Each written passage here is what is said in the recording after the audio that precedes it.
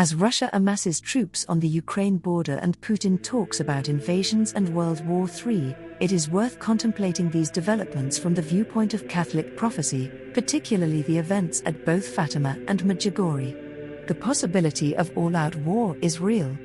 Last year, the president of Russia issued a warning to a group of Western journalists saying, "You people in turn do not feel a sense of the impending danger. This is what worries me. How do you not understand that the world is being pulled in an irreversible direction? While they pretend that nothing is going on, I don't know how to get through to you anymore." Are today's events leading towards the fulfillment of Catholic prophecy? On August 25, 1991, Our Lady said that Medjugorje is the continuation and fulfillment of Fatima. The visionaries have said that Medjugorje is connected to Fatima and the ultimate goal is to usher in the time of Our Lady's victorious heart. Our Lady, at Fatima and Medjugorje, says, "My heart will triumph." Those who have spent time studying the events at Fatima understand that the country of Russia, for unknown and mysterious reasons, was closely attached to the Fatima secrets. In the second Fatima secret, Our Lady asks that an act of consecration to her Immaculate Heart be made towards Russia.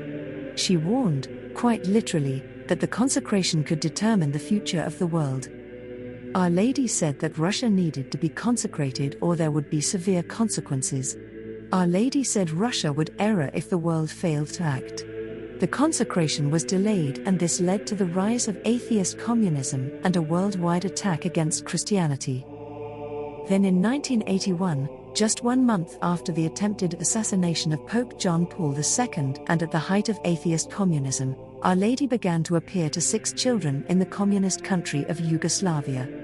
6 months after that, in October 1981, Our Lady presented the young visionaries an important prophecy that some believe led the Pope to pursue the proper consecration of Russia.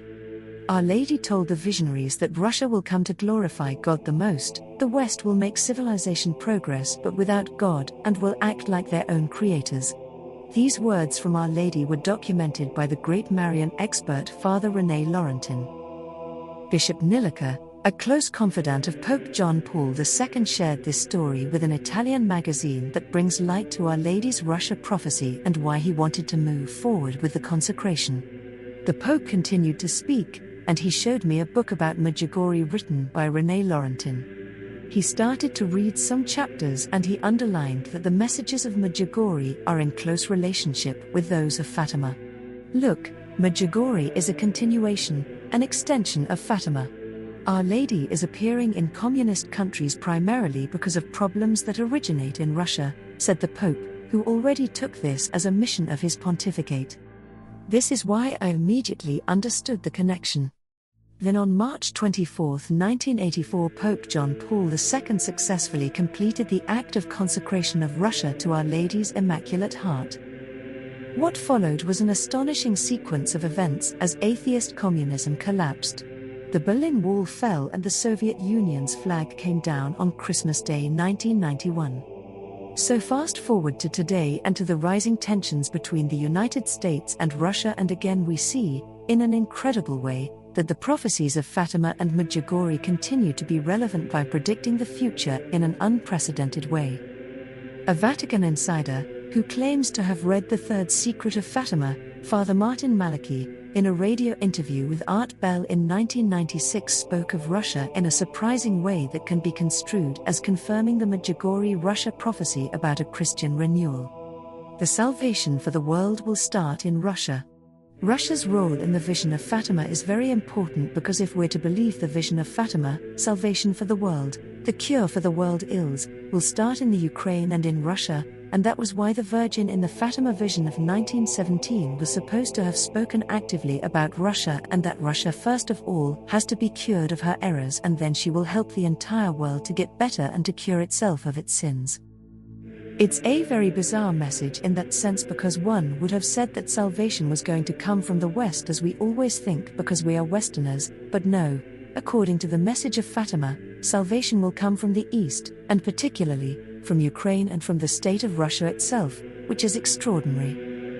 On a final note, it is important to be aware of Putin's clear words, the importance of Christianity and his concerns that the West has abandoned its Christian roots.